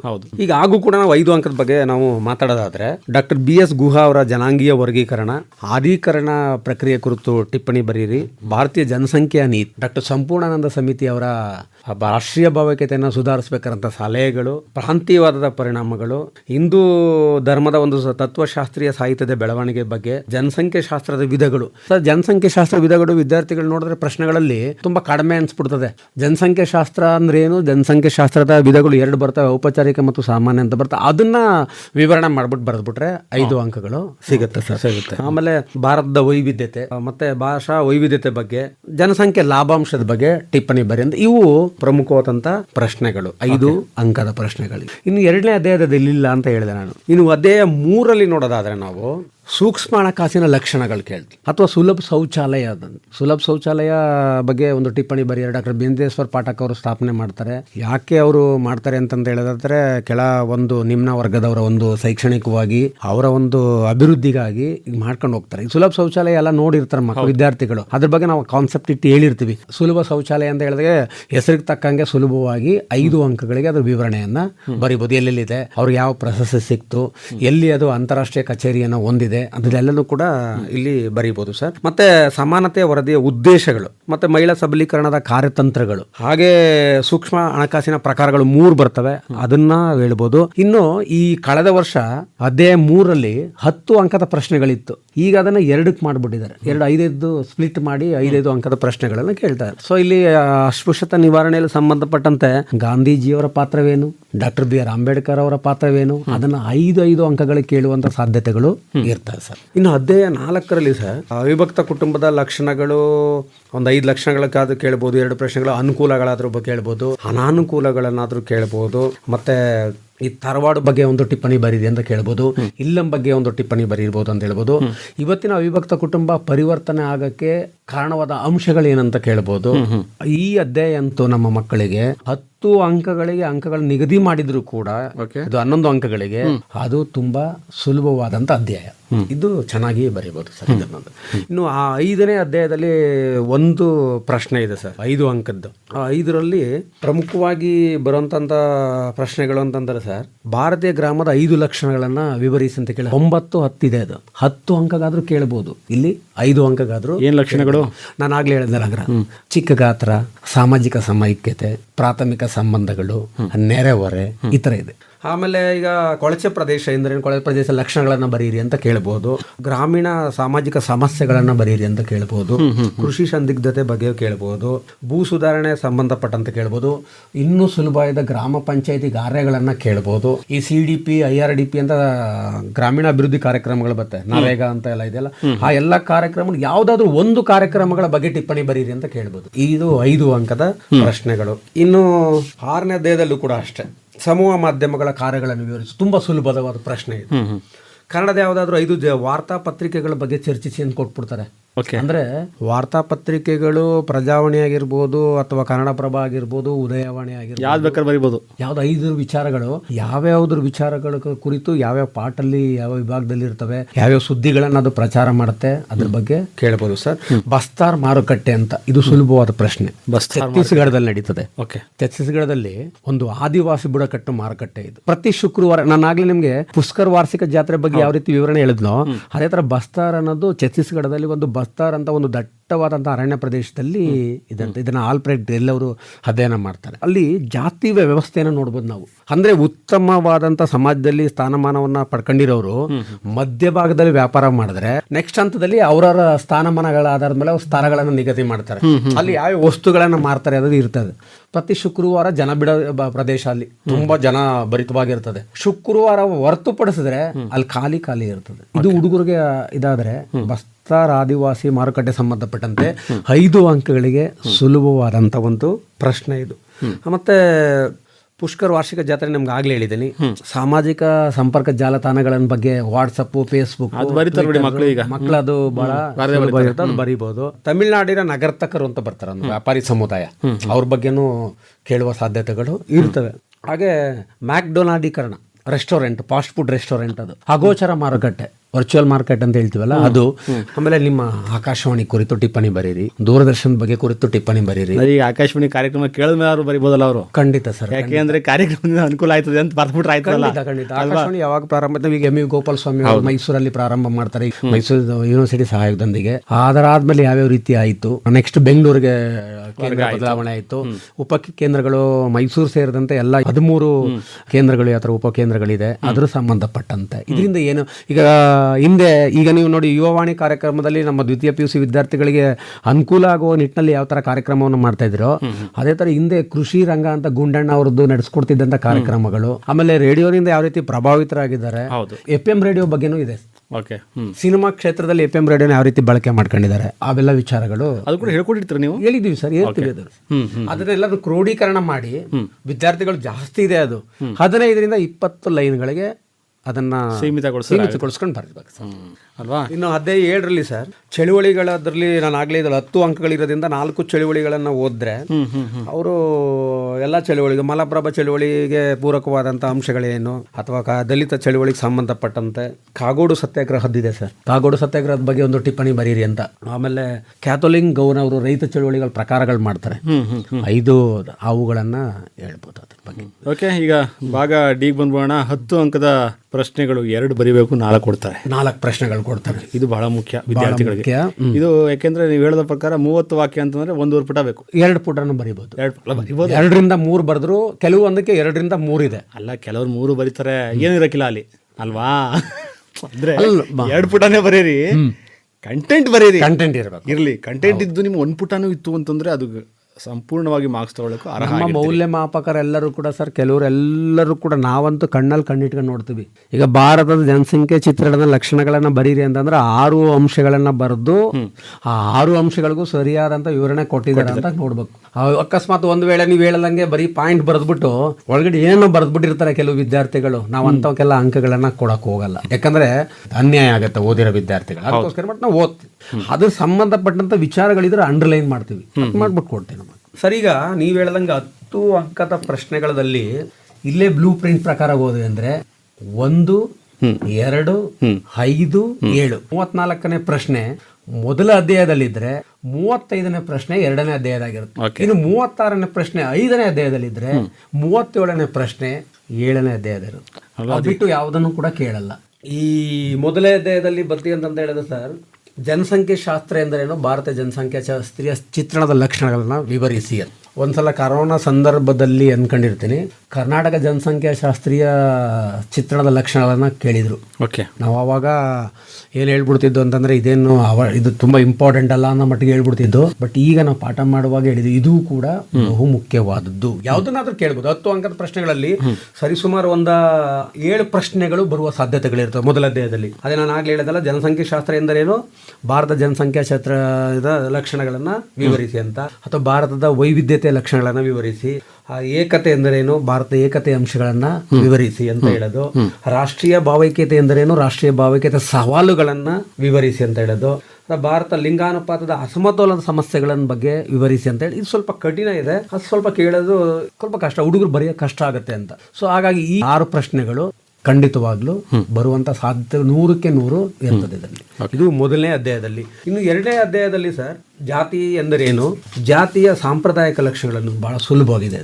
10 ಅಂಕದ ಪ್ರಶ್ನೆಗಳು 2ನೇ ಅಧ್ಯಾಯದಲ್ಲಿ. ಆಮೇಲೆ ಬ್ರಿಟಿಷರ ಕಾಲದ ಅವಧಿಯಲ್ಲಿ ಜಾತಿಯಲ್ಲಿ ಆದಂತ ಪರಿವರ್ತನೆಗಳ ಬಗ್ಗೆ ತಿಳಿಸಿ, ಅಂದ್ರೆ ಬದಲಾವಣೆಗಳು ಏನೇನಾಯಿತು, ಅಥವಾ ಸ್ವಾತಂತ್ರ್ಯ ನಂತರದಲ್ಲಿ ಜಾತಿ ವ್ಯವಸ್ಥೆಯಲ್ಲಿ ಬದಲಾದಂಥ ಅಂಶಗಳನ್ನು ತಿಳಿಸಿ, ಅಥವಾ ಎರಡೂ ಒಟ್ಟಾಗಿ ಬ್ರಿಟಿಷರು ಮತ್ತು ಒಂದೇ ಪ್ರಶ್ನೆ ಕೇಳ್ಬೋದು, ಭಾರತದಲ್ಲಿ ಜಾತಿ ವ್ಯವಸ್ಥೆಯಲ್ಲಾದ ಬದಲಾವಣೆಗಳನ್ನು ಬರೀರಿ ಅಂತ ಬಂದಾಗ ಸ್ವಾತಂತ್ರ್ಯ ಪೂರ್ವ ಅಂದ್ರೆ ಬ್ರಿಟಿಷರ ಕಾಲದಲ್ಲಿ, ಸ್ವಾತಂತ್ರ್ಯ ನಂತರ ಎರಡೂ ಅಂಶಗಳನ್ನು ಸೇರಿಸಿ ಆಗ ನೀವು ಹೇಳಿದ್ರಲ್ಲ 3 ಪುಟಕ್ಕಿಂತ ಜಾಸ್ತಿ ಆಗುತ್ತೆ. ಇದು ಕೂಡ ಮಾಡ್ಬೋದು. ಪರಿಷ್ಠ ಪಂಗಡಗಳ ಸಮಸ್ಯೆಗಳು, ಪರಿಶಿಷ್ಟ ಜಾತಿಯ ಸಮಸ್ಯೆಗಳು, ಮತ್ತೆ ಕರ್ನಾಟಕದ ಹಿಂದುಳಿದ ವರ್ಗಗಳ ಆಯೋಗಗಳು 4 ಆಯೋಗಗಳು ಬರ್ತವೆ. ನಾಗನಗೌಡ, ಅವನ್ನೂರು, ವೆಂಕಟಸ್ವಾಮಿ, ಚಿನ್ನಪ್ಪ ರೆಡ್ಡಿ.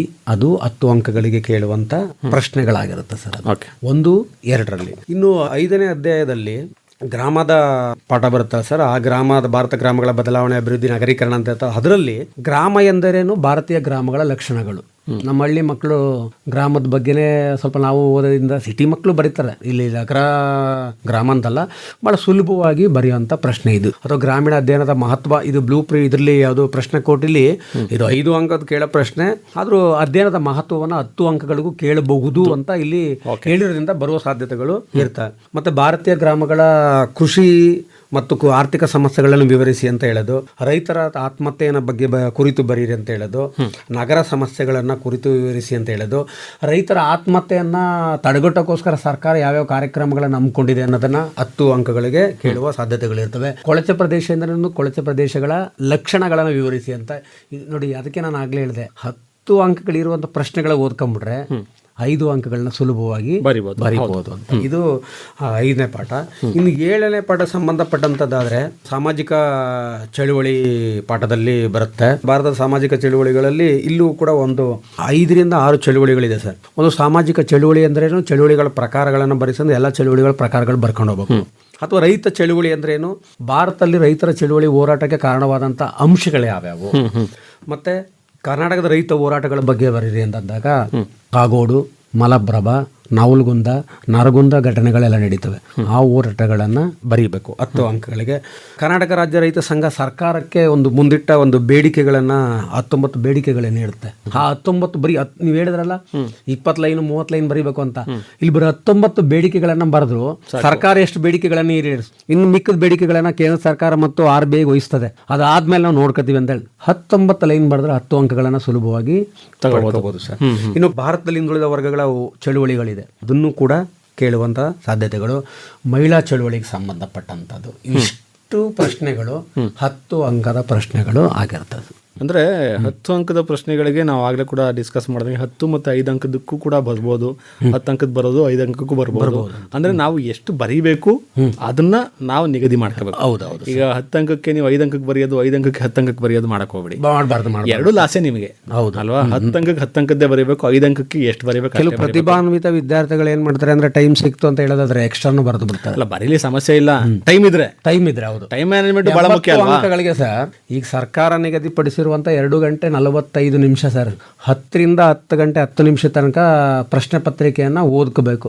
10:10ಕ್ಕೆ ಆನ್ಸರ್ ಶೀಟ್ ಕೊಡುತ್ತೆ. 10 ಕಾಲಿಗೆ ಅವರು ಬರೆಯೋದು ಪ್ರಾರಂಭ ಮಾಡ್ಬೇಕು. ಒಟ್ಟು 2 ಗಂಟೆ 45 ನಿಮಿಷ ನಿಗದಿ ಮಾಡಿರುತ್ತೆ.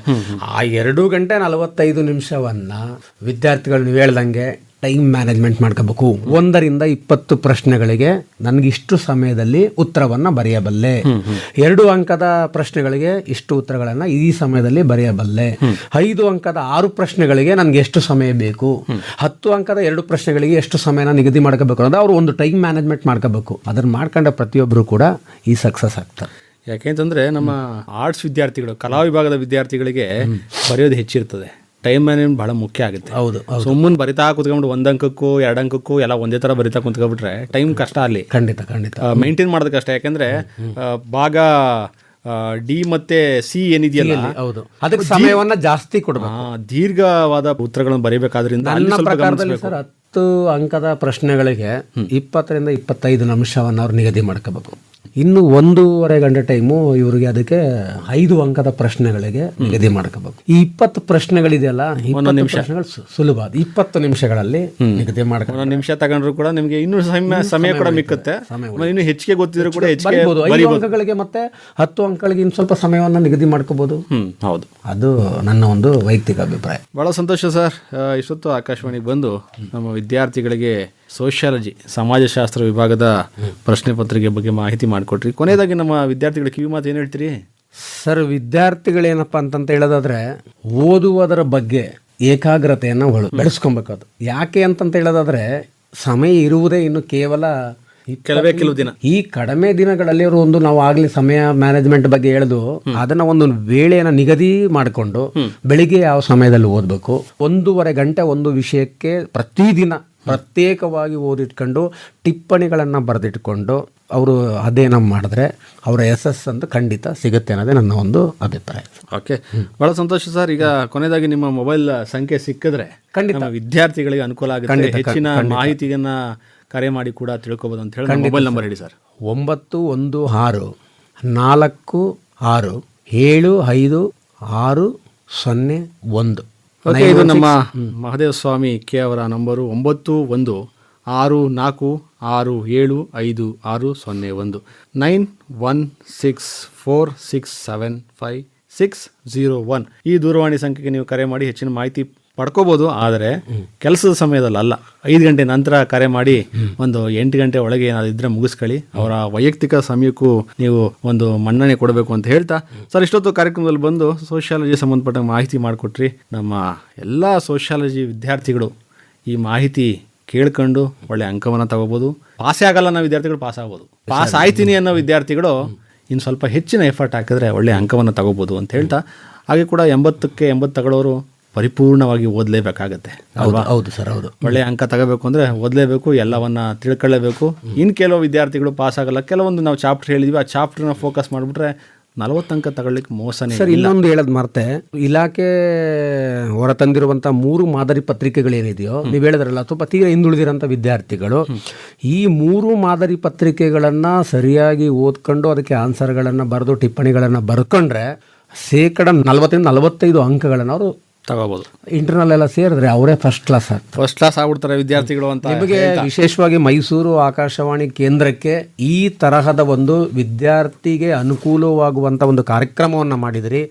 ನಾನು ನನ್ನ ಎಲ್ಲ ಉಪನ್ಯಾಸಕರ ಪರವಾಗಿ ನಿಮಗೆ ತುಂಬು ಹೃದಯದಂತ ಆಕಾಶವಾಣಿ ತಂಡಕ್ಕೆ ನನ್ನ ಗೌರವವನ್ನು ಸಲ್ಲಿಸ್ತೀನಿ. ಓಕೆ ಸರ್, ಧನ್ಯವಾದ, ನಮಸ್ಕಾರ. Thank you sir, thank you. ಇದುವರೆಗೆ ದ್ವಿತೀಯ ಪಿಯುಸಿ ವಿದ್ಯಾರ್ಥಿಗಳಿಗಾಗಿ ಪರೀಕ್ಷೆಗೆ ಸಿದ್ಧರಾಗೋಣ ಬನ್ನಿ ಸರಣಿ ಕಾರ್ಯಕ್ರಮದಲ್ಲಿ ಸಮಾಜಶಾಸ್ತ್ರ ಅಂದರೆ ಸೋಷಿಯಾಲಜಿ ವಿಷಯದ ಪುನರಾವರ್ತನೆ ಮಾಡಿದವರು ಮೈಸೂರು ಜಿಲ್ಲೆ ಬನ್ನೂರಿನ ಬಾಲಕಿಯರ ಸರ್ಕಾರಿ ಪದವಿ ಪೂರ್ವ ಕಾಲೇಜಿನ ಸಮಾಜಶಾಸ್ತ್ರ ಉಪನ್ಯಾಸಕರಾದ ಡಾಕ್ಟರ್ ಮಹದೇವ ಸ್ವಾಮಿ. ಇವರೊಂದಿಗೆ ಭಾಗವಹಿಸಿದ್ದವರು ದಿಗ್ವಿಜಯ್ ಬಿ. ಸಂಕಲನ ತೇಜಸ್ವಿನಿ ಗಿರೀಶ್. ಈ ಕಾರ್ಯಕ್ರಮವನ್ನು ಆಕಾಶವಾಣಿ ಮೈಸೂರು ಕೇಂದ್ರದ ಯೂಟ್ಯೂಬ್ ಚಾನೆಲ್ನಲ್ಲೂ ಕೇಳಬಹುದು. ಇದು ಇಂದಿನ ಯುವವಾಣಿ.